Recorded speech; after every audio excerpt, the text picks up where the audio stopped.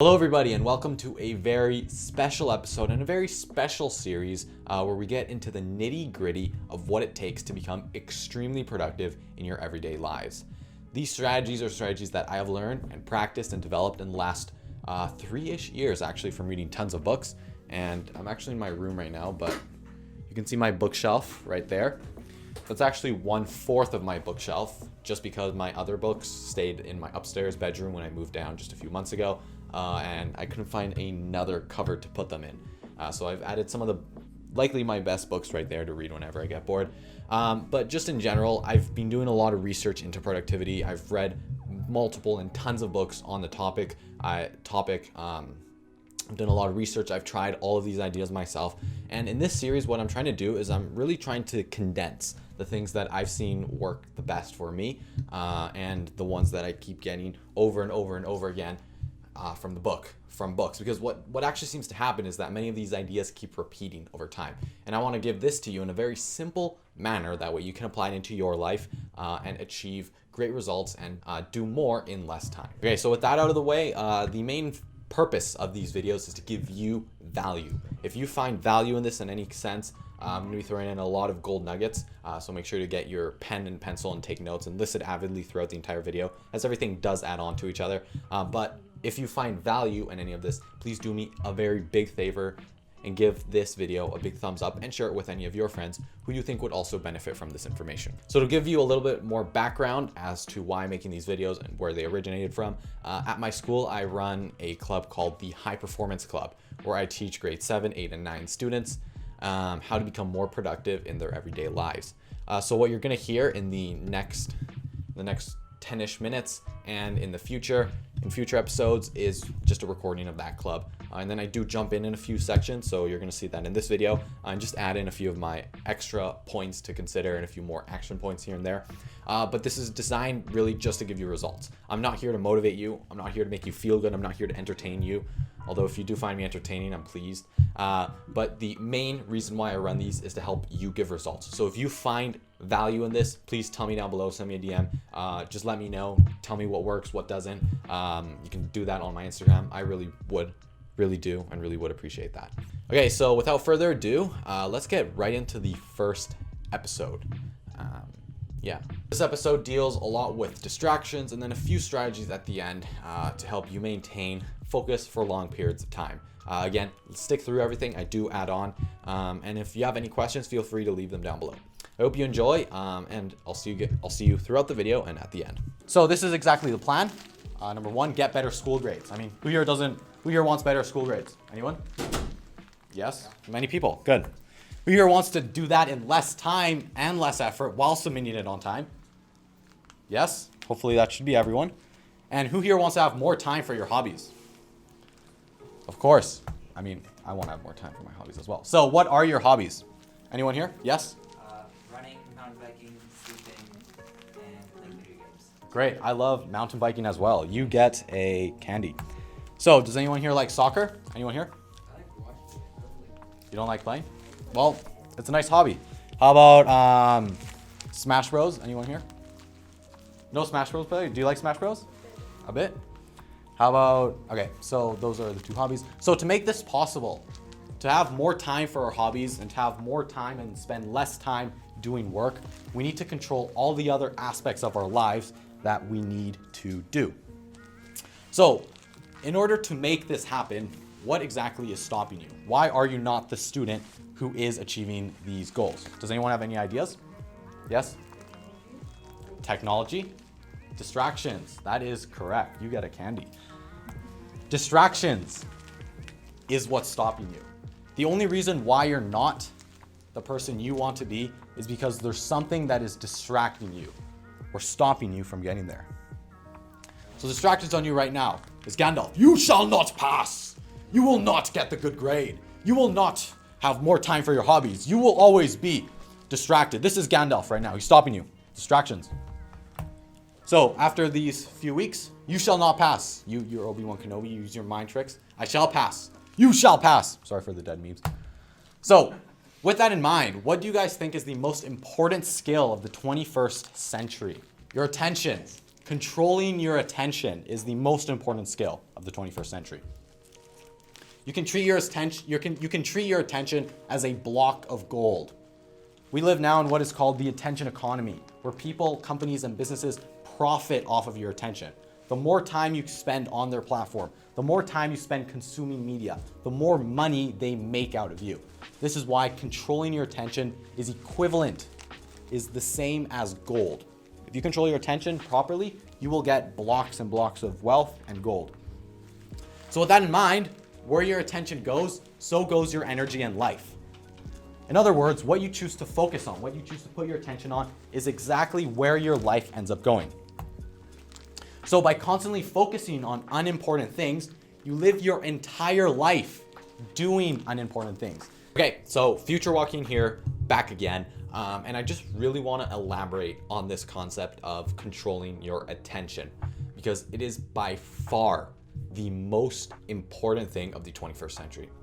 I just briefly touched on this during the seminar that you were seeing, but I just want to give you a more practical framework as to how that actually applies to your everyday life and performance. Okay, so this framework I originally learned from Darren Hardy from his course Insane Productivity, but it was originally developed a little bit less sophisticated by Napoleon Hill with his Think and Grow Rich book, which I don't have a paperback version, but I have it on my ebook. It's a great read. It's very much a classic though, and Darren Hardy really adds on to that. And basically what this structure talks about is it really explores how all of your senses pick up information, and then that information really shifts the way that you think and the way you act. And the process is actually very simple. Starting from the far right, we are basically the things that we create. We are the things that we do in some sense. If we don't create anything, or if we don't do anything, we don't end up really being anything with our lives, okay? So that's, I know it's kind of difficult to understand, but you'll see where I'm going with this. And then it sort of jumps to the thinking aspect, where what you think determines what you create. Because how you think and what you think really determines your creativity. There's a little bit more to that, but I'm just gonna keep it simple for now. And then bringing it one step back, what determines your thinking is your inputs from your senses. For humans, the one that is used the most is our visual senses. For dogs, you might know it's nose, and for other animals, it's different. But for humans, the thing we pick up the most is what we see. So it's very important for you to be careful of the things that you consume on a daily basis. In other words, you need to be careful of what you feed your attention, because ultimately what you feed your attention shifts the way that you think, which shifts the way that you create, and then shifts your outcomes in your life. So if you keep consuming negative content, which for most of the time that's just news, negative news, which is selective exposure. If you consume that negative news, you end up thinking negatively, it kind of clouds your vision, and then you end up creating stuff that sort of reflects what you think, which if you consume the news, it's negative stuff, you don't really end up creating that much, you're unproductive, etc. And then you sort of become that person based on what you create. And if you can really understand that, and you can sort of see how that applies to your everyday life, then you're at a really good spot, and you're able to sort of change the things that you consume on a daily basis. That way it can impact the things that you end up making and the person you become. So not to go much deeper, you need to be extremely careful as to what you give your attention to. If you give your attention to sensational media, if you give your attention to distractions, you're ultimately going to end up thinking about these distractions much more, which will then manifest in other areas of your life, and you'll end up producing stuff that's low valued. However, if you move your attention to positive things, constructional, to maybe ideas and content that stimulate your creativity and then help you create more and become a better person, such as this video is such a good example of that, then you're automatically sort of switching your brain, switching how you think, changing those lenses, and becoming a better person and more productive overall. An example would be if you start consuming some YouTuber's content, like maybe a gamer or someone else, then all of a sudden you'll slowly start to realize that you begin to sound and think like that gamer. And I've actually seen this phenomenon myself. The more books I actually read, the more I feel like I start sounding like those authors. So that's a positive output that can happen, but it's also negative if you consume the wrong media. So be very careful where you give your attention. Just want to say that, and take it very much into consideration how much the attention matters in the 21st century. So what exactly are these distractions? Okay, the most prominent distraction in today's in today's workplace is for sure technology. That's social media, that's video games, as well as just general distractions in the workplace, such as talking to other people, which have been around for all eternity. But these distractions now, these video game distractions, these social media distractions have never been as prominent as they are in today's society. And it's not the distraction's fault. It's not Minecraft's fault that you're distracted. It's not Snapchat's fault. Okay, so throughout the video, I go much more into depth as to the role of social media and that type of stuff. But I just wanted to briefly point out here that social media doesn't make you write anything. Social media didn't make you write that mean post. Social media didn't make you post that. Social media doesn't really make you do anything. And this is a very important topic to say, mainly because people think that social media makes us bad. And the reason why I think that is not completely true is because social media doesn't dictate the actions that you make. Instead, it's a medium that makes it easy for us to input our behavior onto something that's fairly global.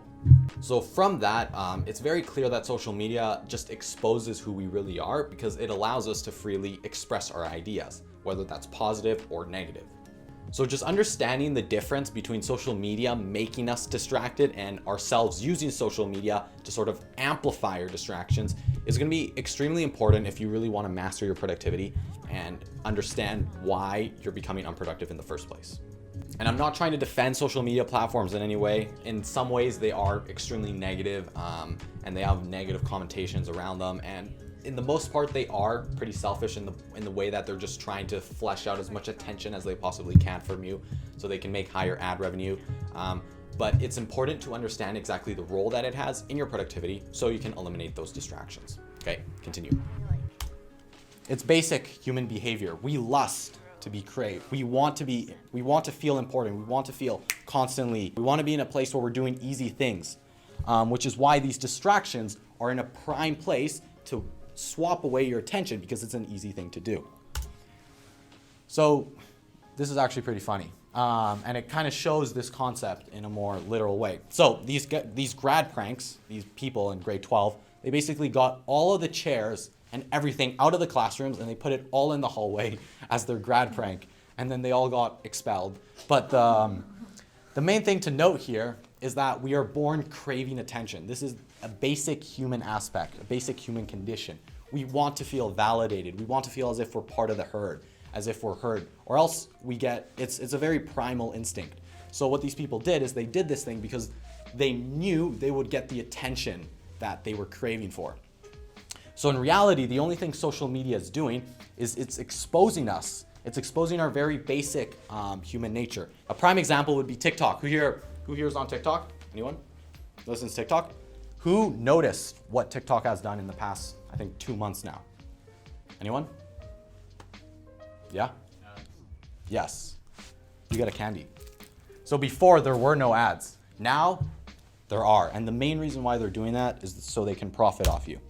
So what exactly is the solution to all of these distractions?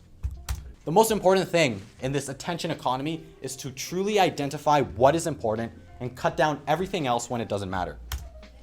Okay, so don't worry, I'm gonna explain much more in depth how to outline your priorities that actually make a big difference with your goals in a future episode. But for now, a very easy way to identify what's important and what's not important is to set your goals or your priorities and then start cutting down on the things that have the least value and the least final impact on those goals and priorities. Ultimately, with productivity, it really comes down to doing less of the things that doesn't matter and more of the things that do matter, making those big actions. Because the people who spend more time doing the things of higher value are ultimately the people who get more done in the long term. So don't worry, I'll talk about that in a future episode. But for now, just understand that in order to identify what's important to you, you need to cut out all the things that do not necessarily give you that high amount of value to achieve your goal. So we're gonna do an activity here. You're gonna have the opportunity to identify what is not important in this person's schedule and talk amongst your groups and cut down on everything you think is absolutely useless and should not be done with the proper goal. So let's see. Who here knows LeBron James? Yeah, hopefully everyone here. So what's this guy's goal? Play basketball. What's his goal? To play basketball? Why doesn't he just Make money with basketball. to what's the underlying goal behind that? Is he just to make money? Attention. To win. So he wants to win, right? Okay, talk to a person beside you and tell me what things he should not be doing if his goal is to win. Okay, so I'll give you like 30 seconds. A few moments later. You got close. Why? Okay, so you got almost all of them except for the last one. If the game ended, he might want to have some fun, take it easy a little bit. So he might want to invite his friends over, but that's after he's done everything he can. He's played the big game. But why should he not do the first three things that you mentioned? Yeah.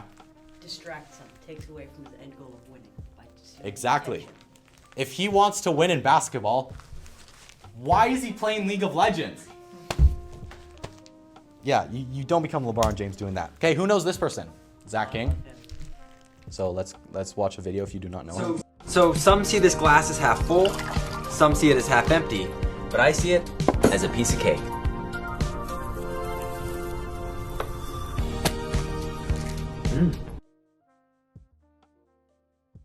Okay, so what ended up happening was that I played the video of Zach King and then my computer crashed, it froze, it wasn't working. And since I'm using a microphone, actually you can't really see it, but since I'm using a microphone that's connected to my computer, this disconnected for some reason and I spent the rest of the time talking to a microphone that wasn't recording. So I'm just gonna talk over the slides right now as if it's still part of the seminar. Okay, so here is Zach King's schedule. I need you to just identify the things that do not give him high value. Fairly simple. Cut down the things that you're pretty certain won't give him much of his end goal. And again, for a TikToker, that end goal might be higher subscribers or more audience engagement and many other metrics like that. So it's pretty simple to outline exactly the things that don't generate that high value. Okay, and then I give the example of a grade 8 student. That way the students in the seminar that I was teaching would sort of contextualize the lessons behind this a little bit better. Ultimately, it's probably pretty obvious here. If a grade 8 student's priority is to do well in school for, let's say, a given work day, it's important to cut down on all the unessentials that don't add up to anything at all. So pause the video right now. Simply cut those things out. You should be able to do it without even pausing, and then you should be good in understanding the things that give low value with different goals. Okay, and with productivity, it's extremely important to understand that the goal is not to do more things, because doing more things ultimately in the long term, it's just going to make you exhausted and tired, and it's just inefficient in general. The best thing you can do with productivity, and kind of the main goal to becoming productive, is to cut down on all the things that do not matter, just so you can focus on the maybe 1, 2, or 3 things that are of significant value. For example, in my personal life, I always have 3 priorities. As of right now, I'll even share these 3 priorities right now. One of them is the extracurricular activities.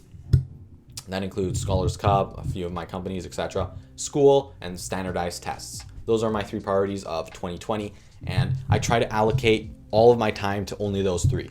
Anything else that's kind of outside of that bubble, simply say no. There's tons of opportunities that'll come your way, and the most productive people are those who can identify the highest value of work and then cut down on everything else. So that was kind of the point of introducing those schedules, was so you can understand what is an unimportant task and just cut that out from someone with different goals. And then here are just a few basic things onto why. Okay, and again, I think I mentioned this before, the goal is not necessarily to use your phone or computer or social media less. If Zach King used TikTok less, he wouldn't be extremely productive in achieving his end goal. Instead, it's to be extremely clear and use it wisely when it matters and when it gives you high value. Checking your phone when you're supposed to be doing work is of extreme low value because that pulls you away from your end goal and slows you down. But checking your phone, if you're trying to build audience engagement, let's say in a YouTube community, which is something I do a lot, let's say during your free time, that is something of high value and should be a priority. So it's important to be careful when you use it. Same thing with playing video games. Playing video games when you're supposed to be doing work is an extremely bad idea because your goal when doing work is to finish the work. It's not to game or whatever, but when your friends come over, then it's appropriate because you're using it wisely when it matters. So be very careful of this distinction.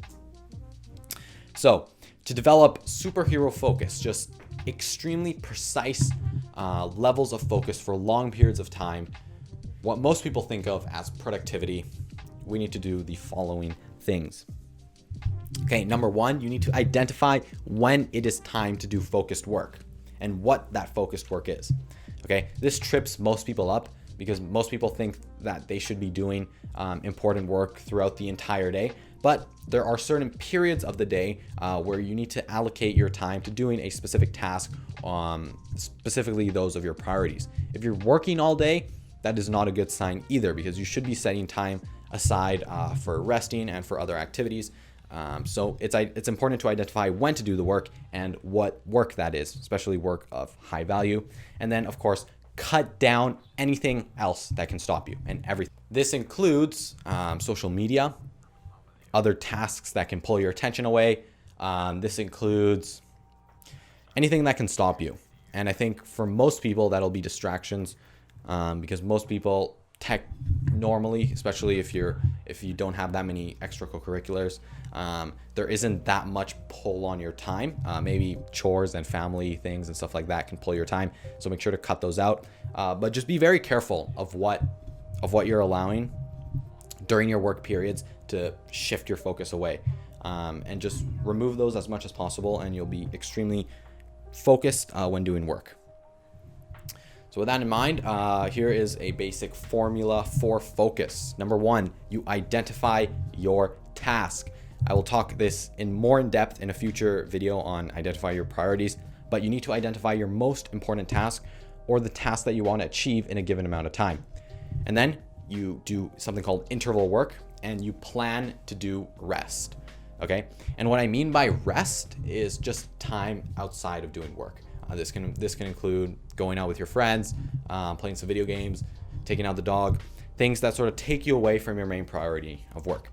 And interval work, which in theory should be the next slide, interval productivity. This is one of the best strategies to maintaining focused work for long periods of time.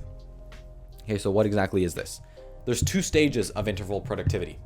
The first is called the sprinting stage. This is the one most people know.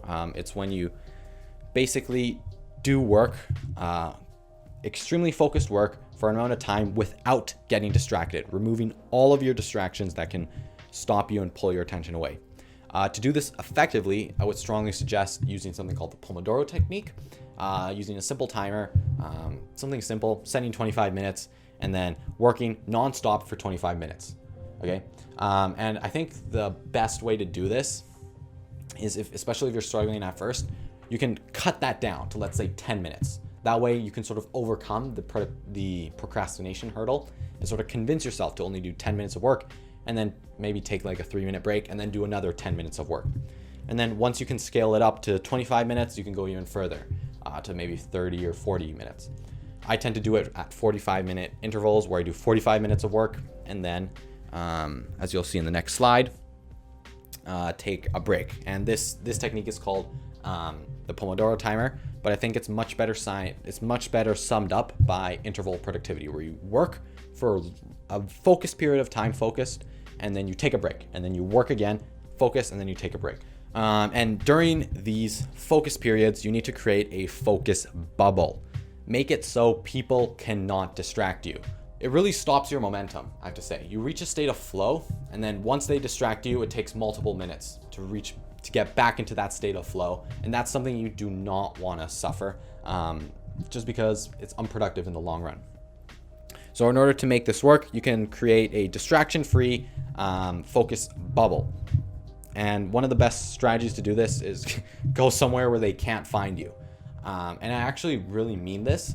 And it's not only somewhere in the house, but it's also digitally. Make it so people cannot contact you. So remove apps off your phone, silence it for 25 minutes, etc., etc. Make it so people cannot pull your attention. I actually have a room here in my house where I tend to study. And then ever so often, I would just switch rooms. And then my mom, the other day, she was kind of confused as to where I was. And then she popped into the room and she's like, I've been looking for you for an hour and a half. Where were you? Etc., etc. And she kind of freaked out. But I have to say, that 1 hour and a half was extremely productive. So switching rooms, make it so people can't find you, is an effective strategy for being productive. And don't be this sad black bear, where you start checking and then you sort of fall into like a landslide of social media, just looking through video, which I hope you're not doing right now. If you're supposed to be doing work during this period, I'm not happy. Okay, and remember that at the beginning, you will find it difficult to sustain long periods of work. So the best way to overcome this challenge is to consistently do it and start small. Start maybe 5 minutes of focused work and then slowly move yourself up to 25, 30, 40 minutes.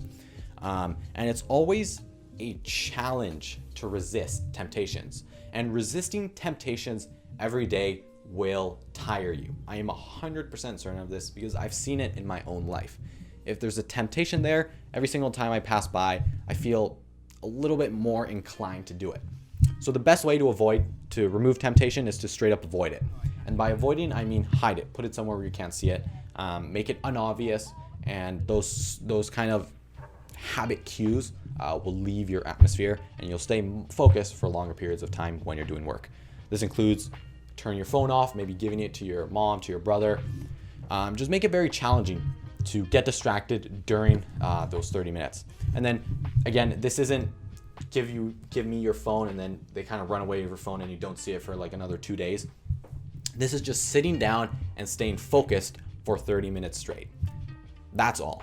Okay. And then after those 30 minutes, take a break, check social media, whatever, and then make sure to jump back and do the work. Because some of my friends, they actually commented on this. They actually told me this, where they would stop, take a break, and then they would take a break for like 15 minutes and just get distracted. So avoid doing that. I think the best way to set this up is to just take like a small water break, jump on the trampoline, run around, etc., etc. And then once you're done all your work, then you can check social media, and it'll be a much better source of entertainment because you won't be pressured to finish work. You can just blissfully check it for like an hour without stop. And it's just much better than quickly checking it 5 minutes in the middle of work periods, etc., etc. But 30 minutes and then take a small break in the middle and then continue working. So, action until next week's video. Spend 5 minutes. Identify what is stopping you to do work. This includes distractions, friends, people, etc. I think the best way to go about this action, write a few things before you do work that you think will distract you. And then every single time you get distracted, have a notepad beside you and then just write down a few ideas. Say, oh, my mom distracted me. Oh, this notification came up. Oh, I got a Clash Royale thing. I don't know what it is. Just write down on your notepad, and then you'll be much aware of the distraction after you're finished working, and then you can cut those down. So, and finally, do 3 sprint runs. My challenge would be 25 minutes. So set up 25 minutes of work and just do that continuously without stopping, and then take a small break and then do another 25 minutes of work.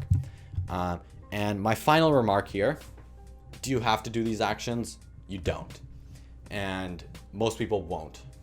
I know most people who are watching this video or have watched this video likely haven't made it to this far into the video. I think we're right at the end, and won't take action as to what I'm saying. And that's really sad for someone like me to take in. I'm sad that it's an opportunity wasted.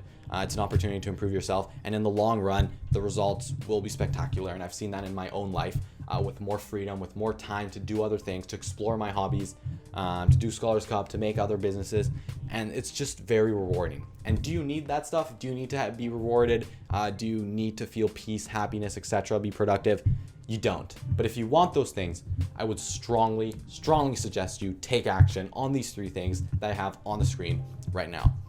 Okay, so that's it for this productivity session video. I hope you found this of value. If you did, please give me a big thumbs up down below and DM me if you have any questions, any suggestions for future episodes.